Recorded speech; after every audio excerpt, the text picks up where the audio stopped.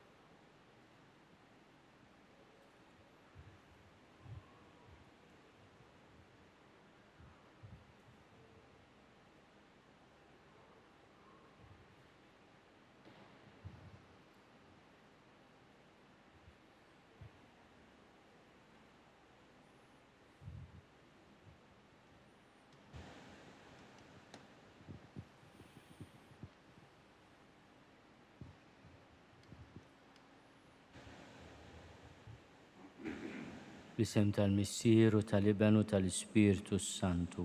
Amen. Il-paċi ma'kom. U miegħek ukoll. Merħba lilek, Aziz President tar-Repubblika, personalitajiet distinti, Kummissarju, membri tal-Korp tal-Pulizija. A warm welcome to members of the Diplomatic Corps present here today. Eju nitolbu għal-Korp tal-Pulizija u jala 207 snin ta' servizz lill-poplu tagħna u fl-istess ħin aħna nirringrazzjaw il-Alla niftakru fit-talba għażiża li għallimna San George Preka. Grazzi Sinjur Alla u aħfirli Sinjur Alla.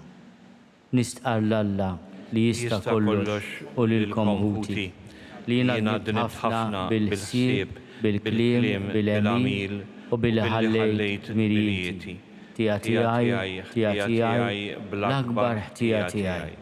Għalhekk nitlob lill-Mqazza Marja dejjem Verġni, lill-anġli u l-qaddisin kollha u lilkom ħuti biex titolbu għalija lill-mulej Alla tagħna. Eħenna lina Alla li jista' kollox jaffrinna dnubietna u jwassalna għal ħajja ta' dejjem. Amen.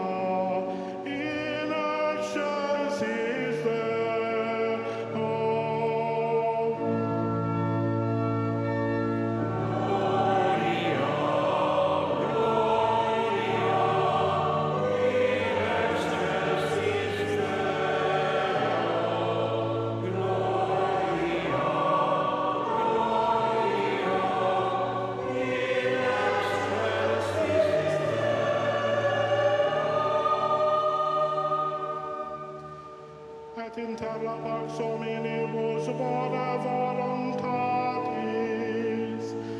laudamus te, benedicimus te, adoramus te, glorificamus te.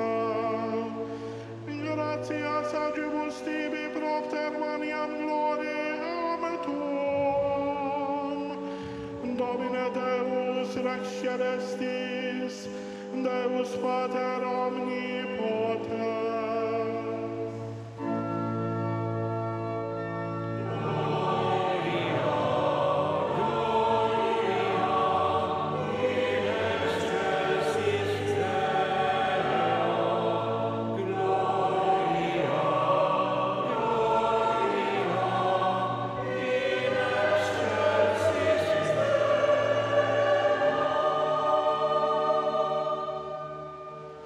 Domine Filii unigenite Iesu Christe, Domine Deus anius Dei Filius Patris, qui tollis peccata mundi, miserere nobis, qui tollis peccata mundi, suscipe deprecationem nostra.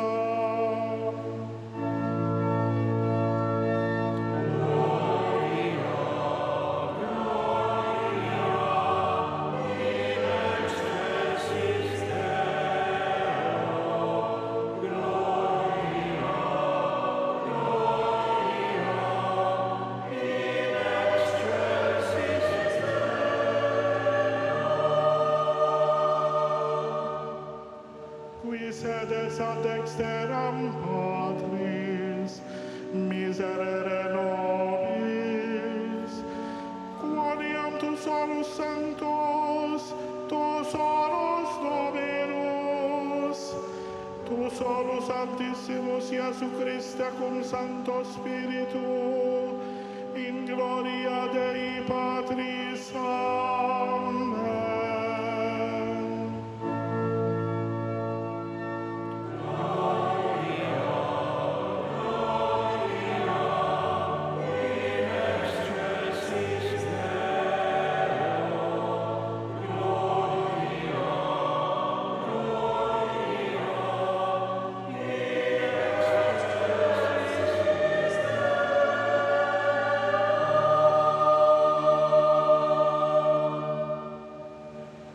Nitolbu. U Alla inti turi d-dawl tal-verità tiegħek lil dawk li jitbedu mit-triq it-tajba u bekk tajnhom jerġgħu jsibuha. Għamel li kull min jistqarli u nisrani ibjat minnu kull ma jtebba lil dan l-isem u jfittex biss dak li jagħmillu ġieħ. Bibnek Ġesu Kristu Sidna li Alla u miegħek jgħixu jsaltan flimkien mal-Ispiritu Santu għal dejjem ta' dejjem. Amen.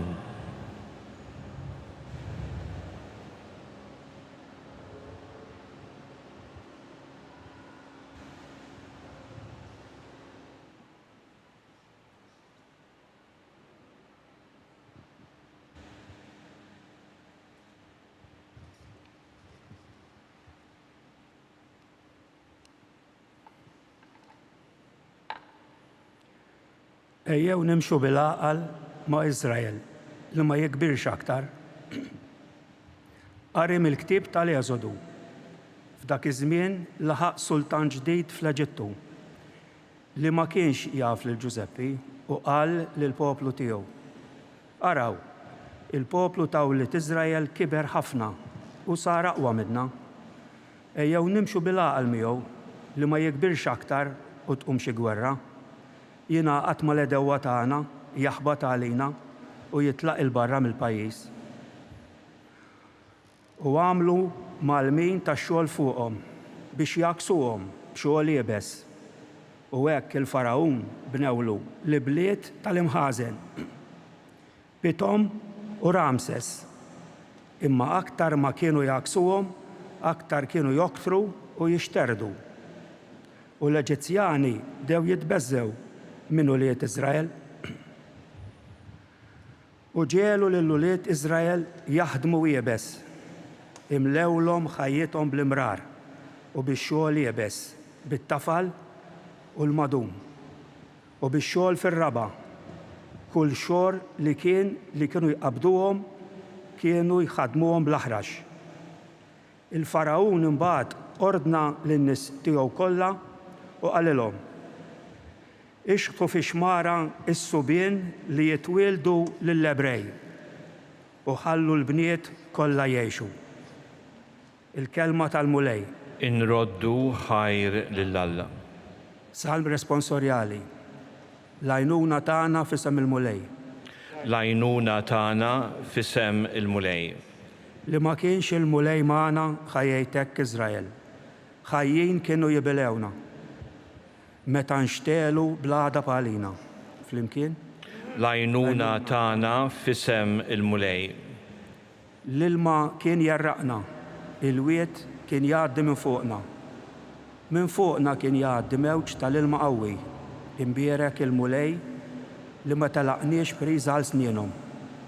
L-għajnuna tagħna f'isem il-mulej. Ħajjitna bħala għasfur, ħelset mix-xibka tan-nassaba. Ix-xibka tqettet u aħna ħrabna.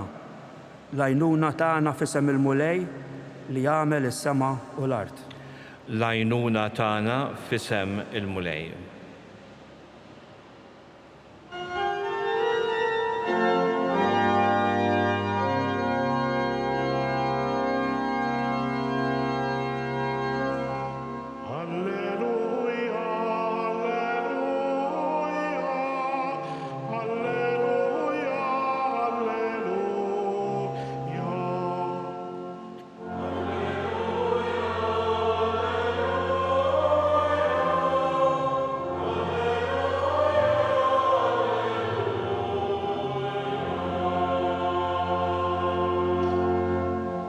Ħenin dawk li huma persegwitati minħabba s-sewwa, għax tagħhom hija s-saltna tas-smewwiet.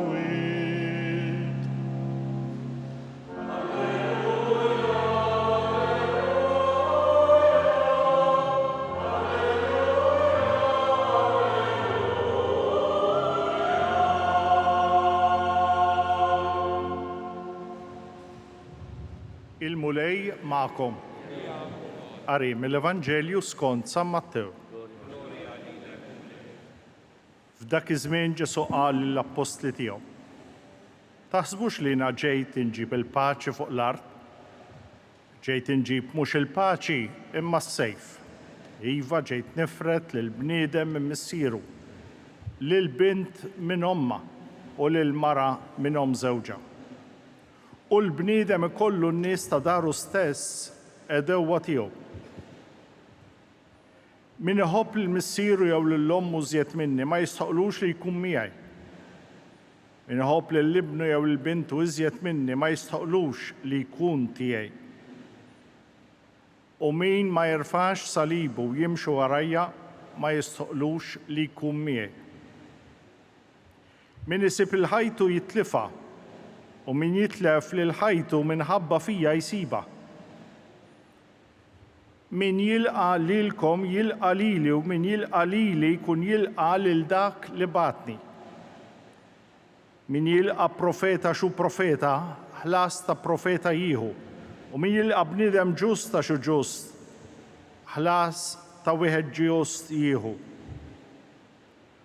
U kull min jagħti mqar ta' tsilma frisk il xi ħadd minn dawn l-iżgħar għax hu dixxiplu, tassew ngħidilkom li ma jitlifx il-ħlas tiegħu. Meta mbagħad Ġesu temm jagħti dawn it-twissijiet lit-12 dixxiplu tiegħu, telaq minn hemm biex jippriedka fil-bliet tagħhom. Il-kelma tal-mulej. It-tifħir lilek Kristu.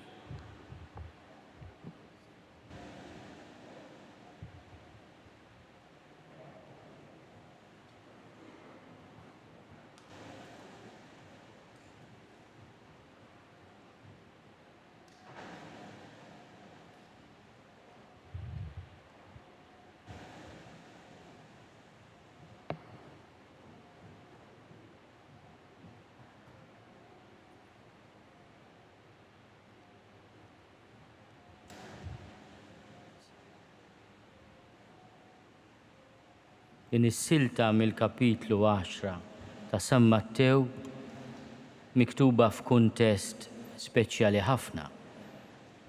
Il-kuntest meta l-komunità nisranija kienet għaddejja minn persekuzzjoni li żjed ħarxa. It-twemmin f'Ġesu kienet jifret il-familji, iwassal għal-mewt, joħloq inkwiet u kultant ukoll konflitt. Il-kelma ta' Ġesu tiġi mfakra f'dan il-kuntest, kuntest ta' għażla li mhix dejjem faċli. Bħal min irid jagħżel bejn it-tajjeb u l-ħażin. Mulux kont qed naqra ktieb Dying to Live ta' Daniel Vella li jġib rakkonti ta' diversi refuġjati u migranti. U kien hemm ġurnalist li ġie persegwitat għax għamel xogħlu. U missieru qallu tinsiex ibni, jekk tagħmel it-tajjeb trid tħallas il-prezz. U spiċċa biex kellu jitlaq mill-pajjiżu u jibda il-vjaġġ ta' ħelsien li sar trauma fih innifsu.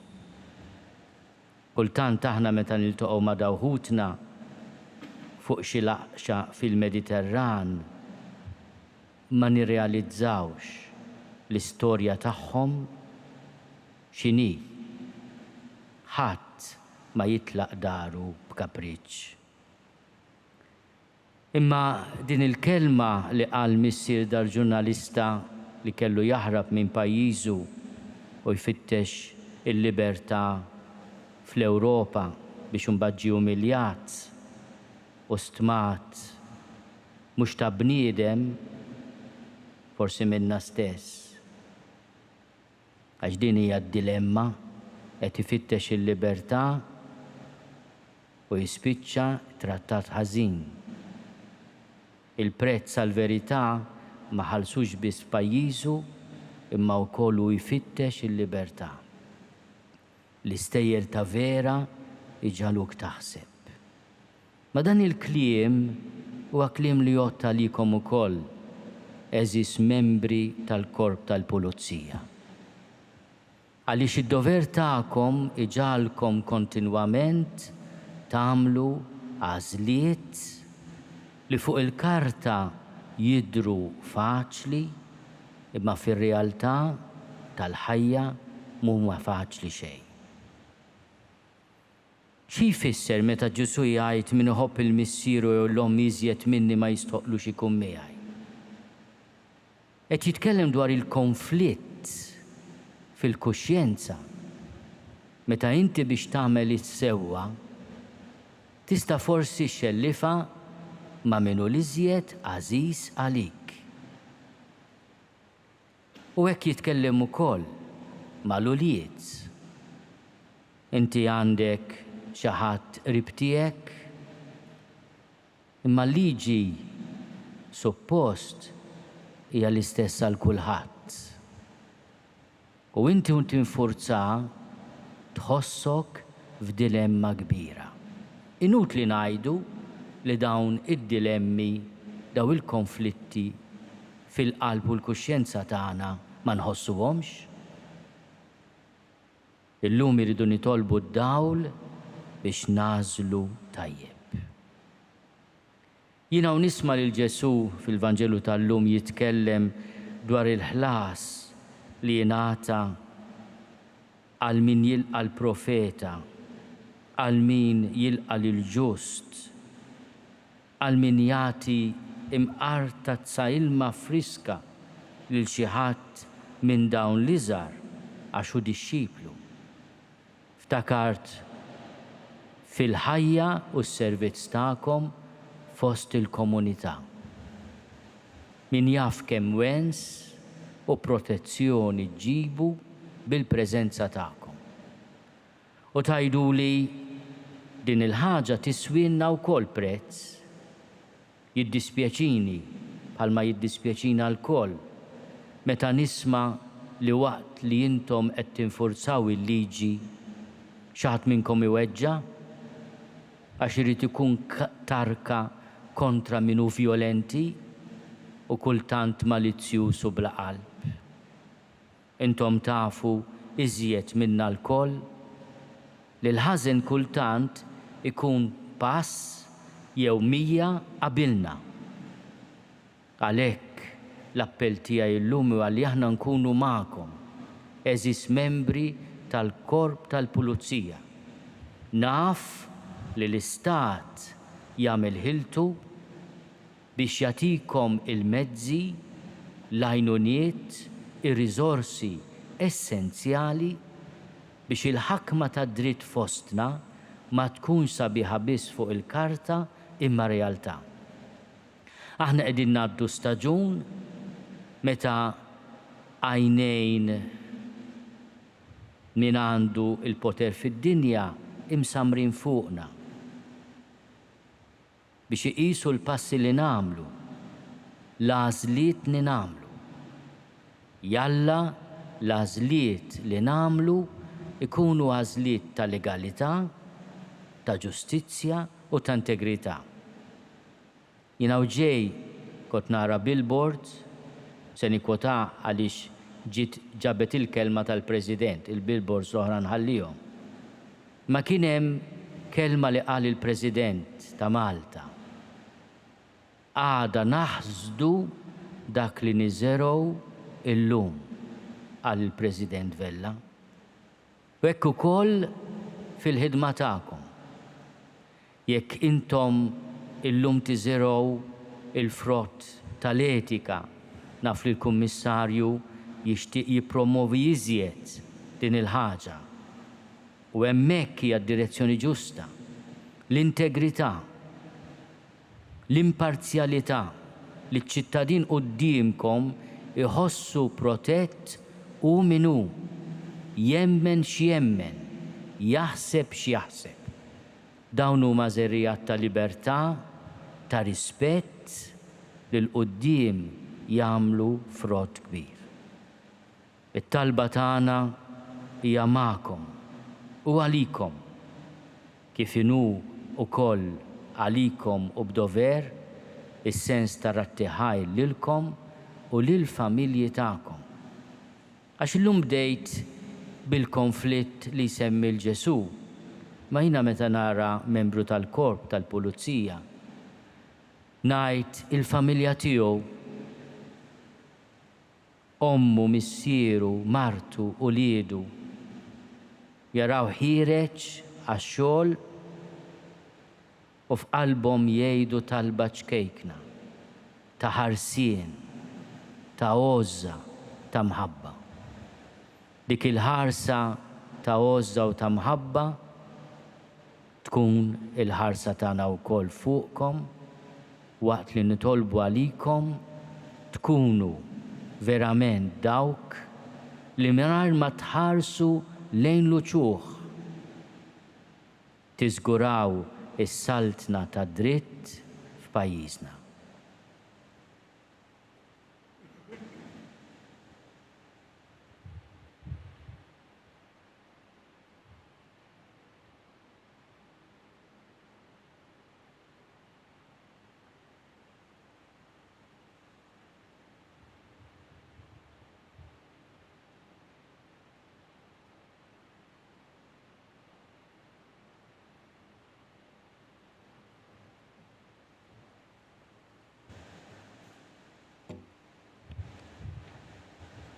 Mulej Alla tagħna, fil-mamudija int tajtna l-ispirtu tiegħek li bih nistgħu ta' bilħaq insejħulek missier.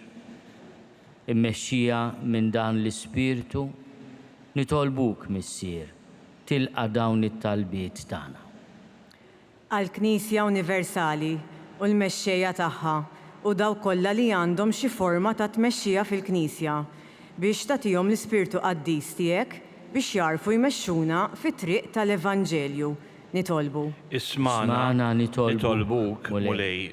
Żejjen mulej bil-erf u tjieba tiegħek il-mexxejja kollha tagħna u għamel li jfittxu d-dawl tiegħek ħalli jarfu jaqdu dmirijiethom bil-ġustizzja, bl-imħabba u bl-onestà.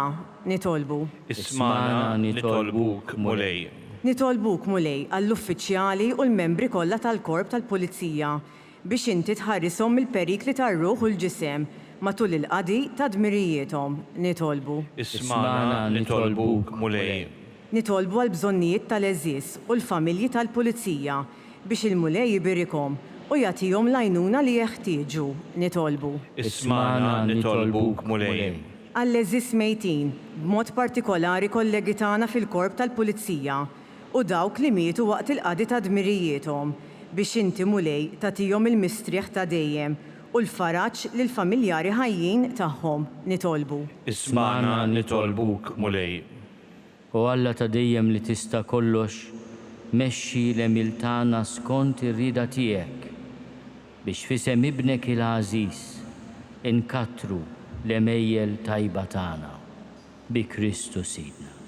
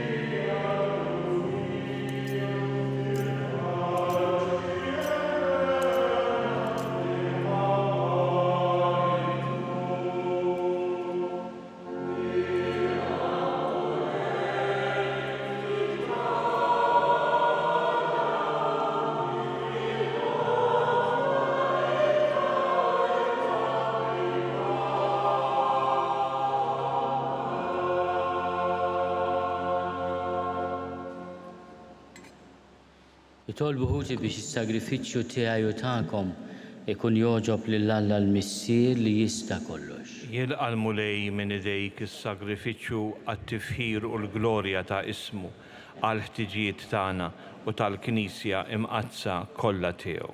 Ħares mulejn lejn l-offerti li l-Knisja qiegħda tagħmillek hija u titolbok u għamel il-poplu fidil tiegħek jieħu minnhom is-saħħa biex jikber fil-qdusija bi Kristu Sidna. Amen. Il-mulej magħkom. U miegħek ukoll. Nerfgħu lubna l-fuq. Nerfawhom lejn il-mulej. Niżuħaj il-mulej Alla tagħna. Ek sewwa u xira. Sewwa u xieraq tas-sew mulej missier Quddies. Tajjeb u taġi tas-salvazzjoni tagħna. Li dejjem ukoll imkien inroddulek ħajr bibnek Ġesu Kristu. Il-verb tiegħek li bih għamilt kollox. Li nbattunna bħala Salvatur u feddej, mamul bniedem mill-Ispirtu Santu, mwieled minn Marja Verġni. U għatem irida tiegħek u kiseb għalik poplu Quddies. U fil-passjoni tiegħu fetaħ idejh fuq is-salib biex iħollna mill-irbit tal-mewt u jurina il-qawmien għal-ħajja. Għalhekk flimkien mal-anġlu l-Quddisin kollha inxandru l-glorja tiegħek u bleħen wieħed intennulek.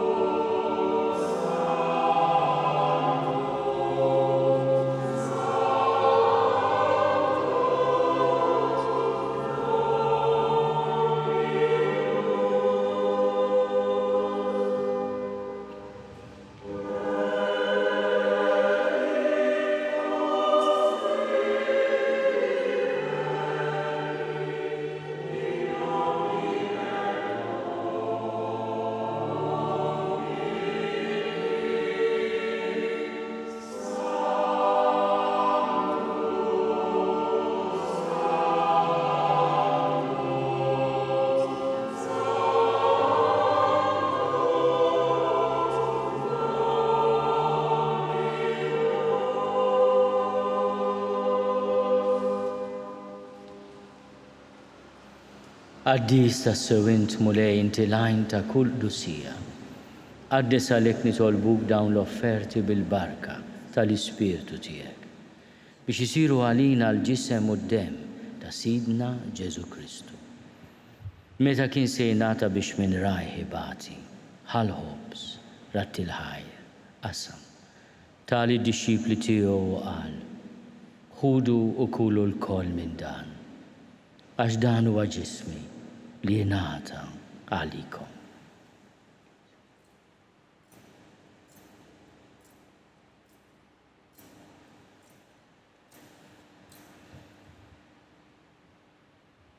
Ekku kol wara l-ikla ħal-kalċi reġa' ratti l-ħajr.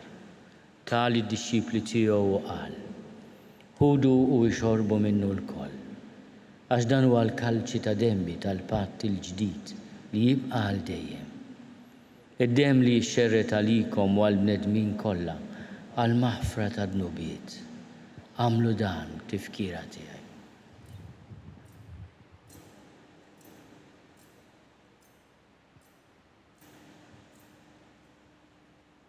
Dan hu l-misteru tal-fidi.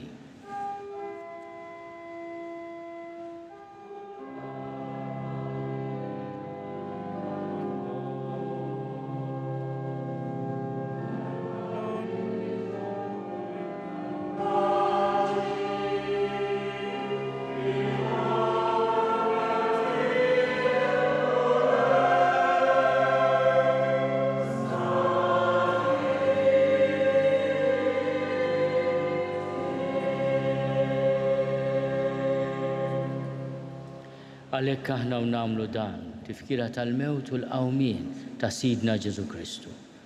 Nofrulek mulej il-ħobs tal-ħajja u l-kalċi tas-salvazzjoni. U nrodulek ħajra xogħġbok tilqana hawn quddiemek biex naqduk. U miċ-ċokon tagħna nitolbu li l-Ispirtu Santu jaqadna f'ġisem wieħed lilna li nieħdu sehem mill-ġisem u d-dem ta' Kristu. Ftakar mulej fil-Knisja tiegħek imxerda mad-dinja kollha. Wettaqa fl-imħabba flimkien mal-Papa Franġisku. Miegħi għaddej tiegħek mingħajr ma jistħoqli, mal-Isqof Joseph li qed jgħinni, mal-Isqof Anton u mal-Ministri tiegħek kollha. Ftakar ukoll fħutna li raqdu bit-tama tal-qawmien. Ftakar fil-mejtin kollha. Daħalhom quddiemek fid-dawl tas-sebħ tiegħek. Ħenna lina l-koll nitolbuk. Għati lilna wkoll il-wirt tal-ħajja ta' dejjem. Flimkien mal-Verġni Mqazzom Malla Marija, mal-Arus tagħha San Giuseppe, mal-Apostli u l-Qaddisin kollha li jgħixu fil-ħbiberija tiegħek sa mill-bidu tad-dinja. Għamel li magħhom infaħruk u nsebħuk Ġesu Kristu ibnek.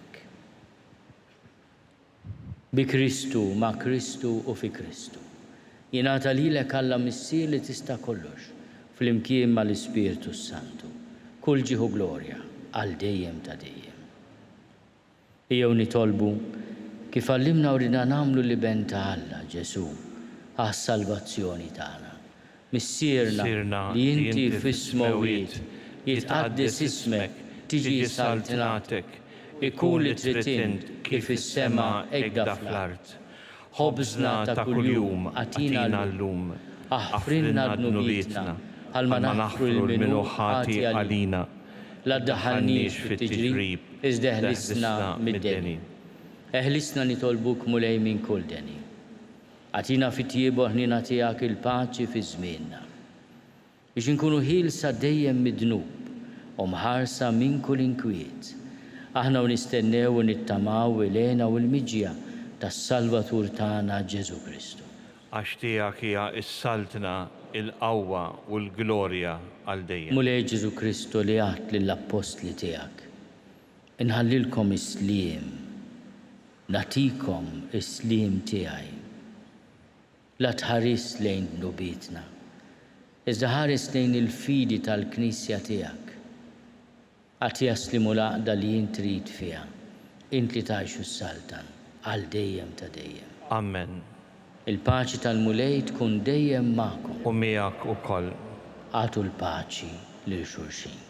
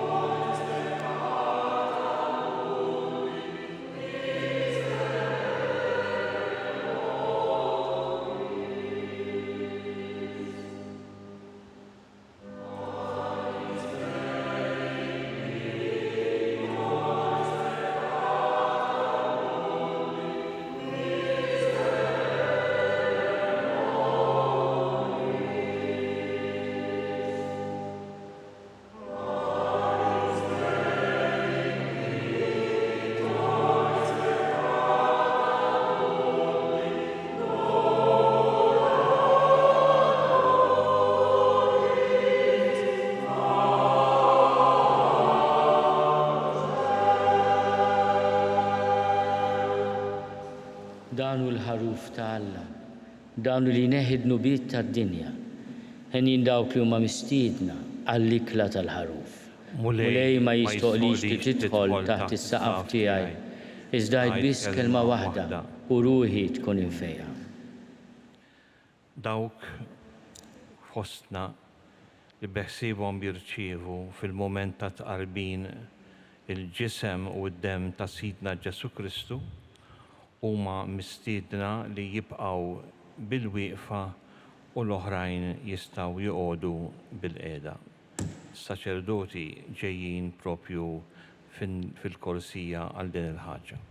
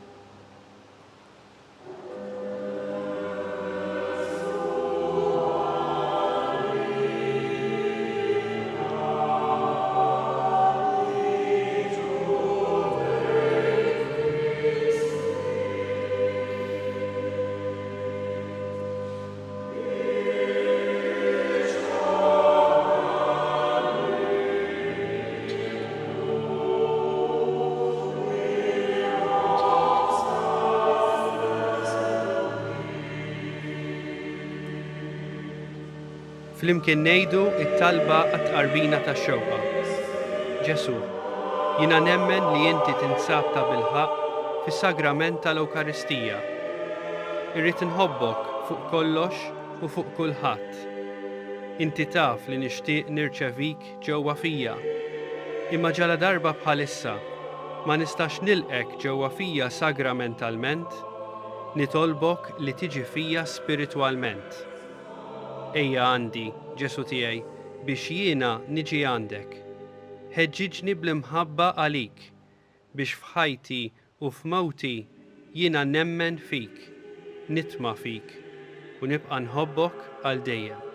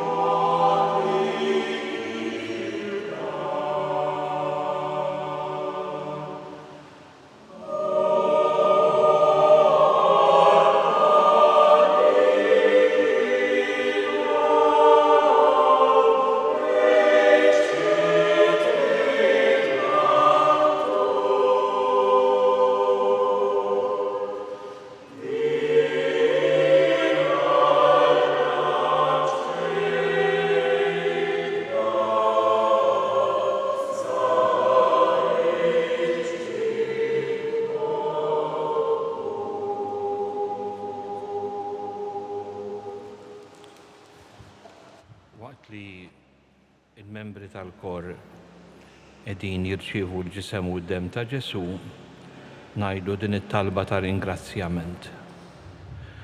Mulejja nemmen fik kollok verità. Mulejja nitma fik kollok ħnina. Mulejja inħobbok fuq kollox, kollok imħabba. Mulejja rextek u offendejtek, inti kollok tiba. Mulejja inqaddes lil ruħi bis-sagramenti tiegħek kollhom dusija.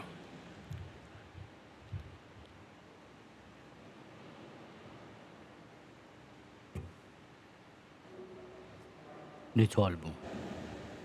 Irċivejna mulej id-doni tiegħek. Nitolbuk li nersqu sikwit lej dan is-sagrament biex ikabbar fina l-qawwa għas-salvazzjoni tagħna. Bi Kristu Sidna. Amen. Ġentilmen, nitlobkom noqogħdu bil-qiegħda. Se ngħid issa it-talba l-bżonnijiet tal-Pulizija. Alla li tista' kollox, is-seta' kbira u bla tarf tiegħek iħadnu l-ħolqien kollu. Ħsieb il-Pulizija kollha u dawk kollha li dmirhom hu li jaraw li l-liġi tkun imħarsa.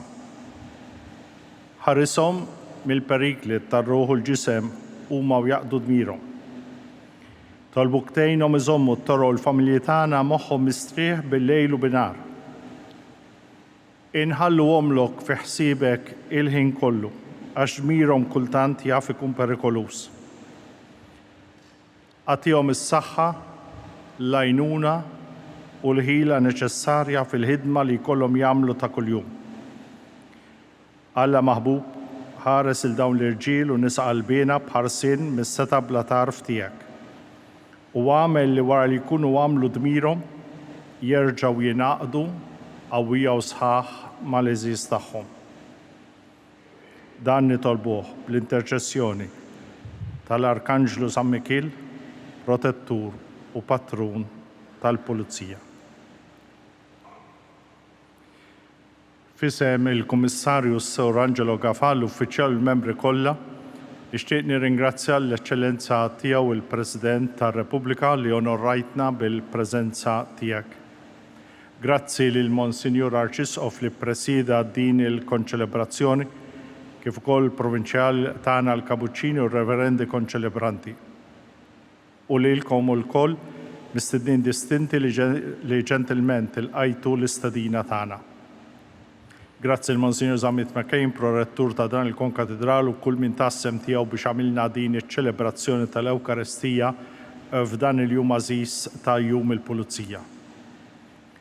Intom ġentilment biex wara t-talba tal-aħħar u jitkanta l-innu nazzjonali u tenata l-barka minn Monsignor Arċisqof tibqgħu bil-wieqfa sakemm joħorġu fiskiet il-kalers tal-korp. Grazzi. On behalf of the Commissioner of Police, Mr. Angelo Gaffa, officers and members of the Malta Police Corps, I would like to thank all our distinguished guests for joining us today for this celebration. Your presence here with us is very much appreciated. May we kindly ask you to remain standing for the closing prayer and singing of the national anthem and the final blessing by His Grace the Archbishop until the colors of the Corps make their exit. Thank you.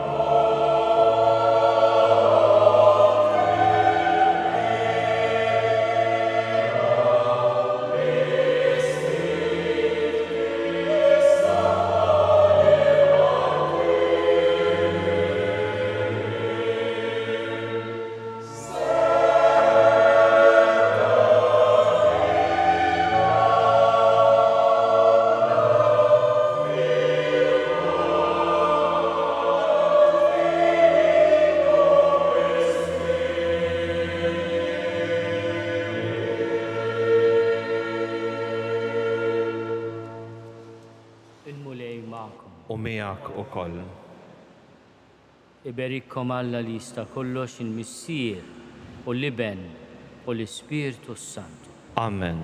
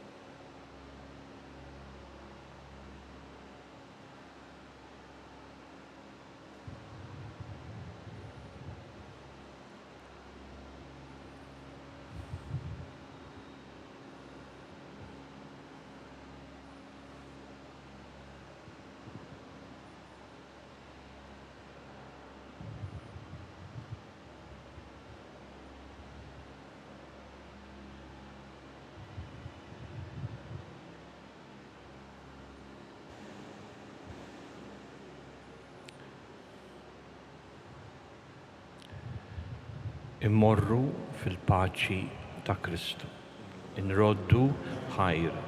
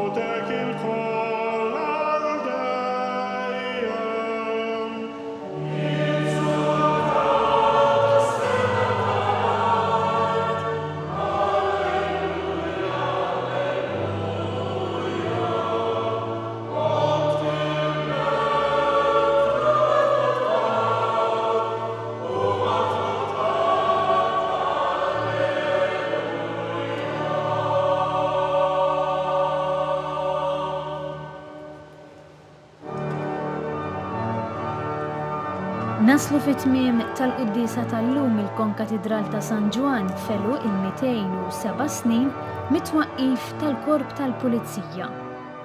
Infakkarkom li kull min jixtieq jgħin l-Arċidjoċesi ta' Malta jista' jagħti donazzjoni billi jidħol fuq il-website knisja.mt/donazzjonijiet.